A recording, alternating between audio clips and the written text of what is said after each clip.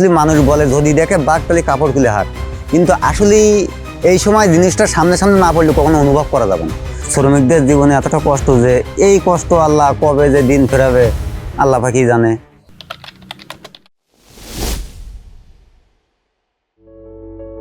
সমাজের নানা শ্রেণী পেশার মানুষদের নিয়ে আয়োজিত বিডিএন 71-এর বিশেষ অনুষ্ঠান চাওয়া পাওয়ায় আপনাদের স্বাগত। এই অনুষ্ঠানে আমরা অতিথিকে 8টি প্রশ্ন করে থাকি, তাই আমাদের অনুষ্ঠানের ব্যাপ্তিও 8 মিনিট। এর মাধ্যমে আমরা জানতে পারি ওই ব্যক্তির সফলতা, ব্যর্থতা, স্বপ্ন এবং বাস্তবতা।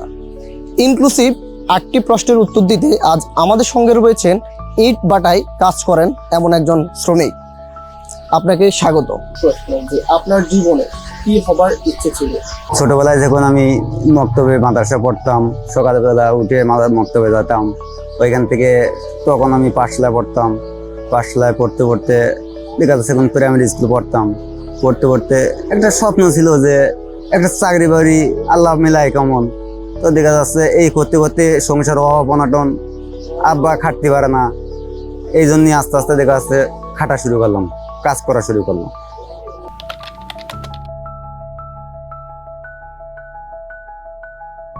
আব্বা যখন কাজ করতে পারে না তখন আমি যখন কর্মে ধরলাম, তখন কৃষি কাজ, মাটির কাজ এগুলো করতাম। করতে করতে তখন আমি ঢাকায় রিক্সা চালাতাম। রিক্সা চালাইতে একদিন আমার এক ভাই বললো যে ইট ভাটার কাজ করতে যাবে? বললাম যাবো। তো রিক্সা চালাই দেখা যাচ্ছে খরচা বাদ দিয়ে 400-500 টাকা থাকে। তখন দেখা যাচ্ছে আমি বললাম যে এই ইটের ভাটায় ইনকাম কিরকম হবে? বললো এখানে এরকম 800-900 টাকা ইনকাম হবে।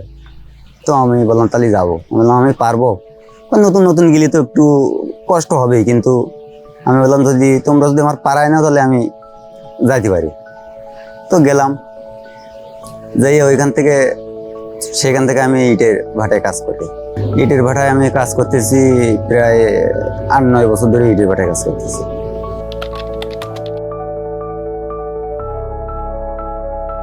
দেখা যাচ্ছে এখন আমার কাজ করি হলো রাত 4টের সময় উঠি। আমি রাত 4টের সময় উঠি, ওইখান থেকে সকাল 7টা পর্যন্ত আমার কাজ করি।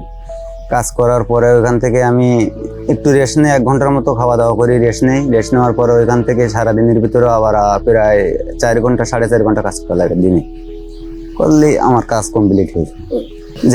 যে টাকা ইনকাম করি, দেখা যাচ্ছে এখন যে দ্রব্য জিনিসপত্রের দাম, দেখা যাচ্ছে আগে যে বেতন দিত, আমি কোম্পানিকে বললাম যে কাকু যদি একটু বেতনটা বাড়াতেন, তো বললো বেতনটা বাড়ানো যাবে না। তো কি করবো, পেটের দায়িত্ব সেই কর্মই করতে হচ্ছে। তো এখন যে হিসেবে জিনিসপত্রের যে দাম, তো এখন যে টাকা ইনকাম করতেছি এটা তো খাওয়া খরচা, পকেট খরচা দিয়ে আমার সংসার দিয়ে কোনো রকমে আর কি চলে।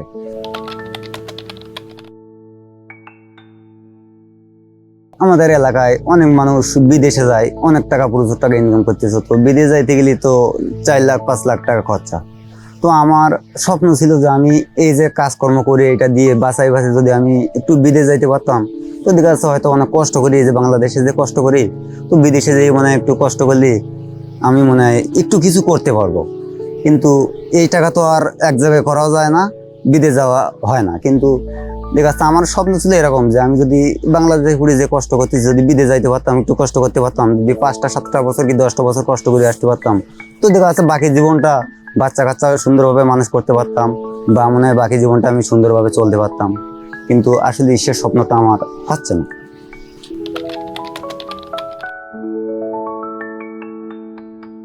এই ইট খোলার থেকে কাজ করি যে বাকি সময়টা, যে 6 মাসটা, এটা তো দেখা যাচ্ছে খেলাধুলোয় অনধিক কাজে কাটাই দিচ্ছে।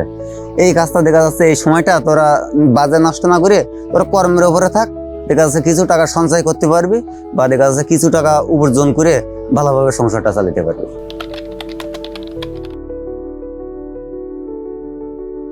আমার জীবনে হয়তো আমি যেখান থেকে কর্ম ধরছি সেখান থেকে মনে করেন আমি একইভাবে কর্মই করে যাচ্ছি, কিন্তু এমন ধরনের কোনো সুযোগ আমার জীবনে আসেনি যে বড় ধরনের একটা ভালো সুযোগ আসলো, মোটা টাকার ইনকাম, সেই সুযোগটা আমি ছেড়ে দিচ্ছি, এরকম ভাই আমার আসেনি।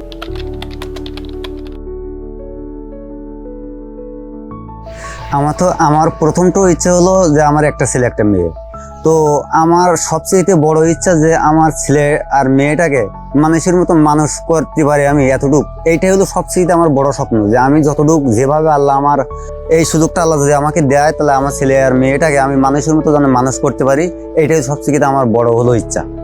আর দ্বিতীয় ইচ্ছাটা হলো, দেখা যাচ্ছে যেভাবে কর্ম করতেছে আল্লাহ যদি এসিকিতে যদি আরো আমার বড় ধরনের কোনো সুযোগ আসে, যে কোনো ব্যবসা বা কোনো বিদেশ যাওয়ার বা কোনো ধরনের যদি বড় একটা সুযোগ আসে, তো সেই সুযোগটা আমি কাজে লাগাবো। ইচ্ছা আছে যে আল্লাহ যদি আমার যদি তৌফিক রাখে, তা আমি এটাও কাজে লাগাবো।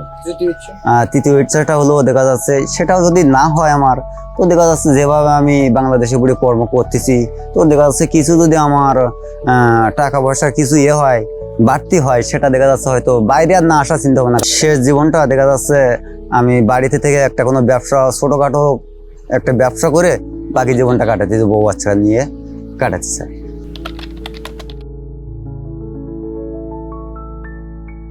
আমি তো যে কর্ম করতেছি এখন, এটার উপর তো নির্ভর, বাকিটা তো আল্লাহর ইচ্ছা, যে কোন পথে আল্লাহ নিয়ে যাবে আল্লাহ বাকি ভালো জানে। তো ভবিষ্যৎ দেখা যাচ্ছে চেষ্টায় আছি, সবসময়ের জন্য এটাই চেষ্টা করি যে আমি যতটুকু আয় করে তার থেকে অল্প কিছু সঞ্চয় করে রাখার চেষ্টা করি।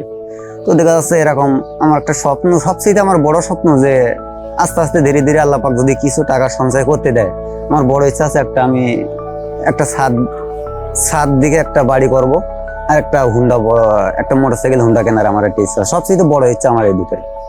এখন আমার ইচ্ছা আছে আল্লাহ পাক যদি শরীর ভালো রাখে, আমি চেষ্টা করে যাবো আল্লাহ পাক বাকিটা, আল্লাহ কতদূর কার ভাগ্যে কি লিখেছে কেউ তো বলতে পারে না, বাকিটা আল্লাহর ইচ্ছা।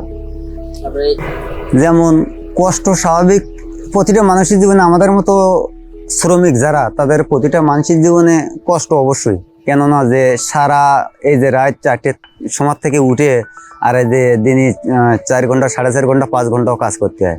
তো এই কর্ম করিয়ে দেখা যাচ্ছে যতটুকু পরিশ্রমের টাকা পাচ্ছি, তো দেখা যাচ্ছে এ নিয়ে তো অনেক কষ্টকর হয়ে যায়, কিন্তু বাড়িতে তো দেখা যাচ্ছে অনেক কষ্টকর হয়ে যায়। কিন্তু আমাদের শ্রমিকদের জীবনে এতটা কষ্ট, যে এই কষ্ট আল্লাহ কবে যে দিন ফেরাবে আল্লাহ পাকই জানে।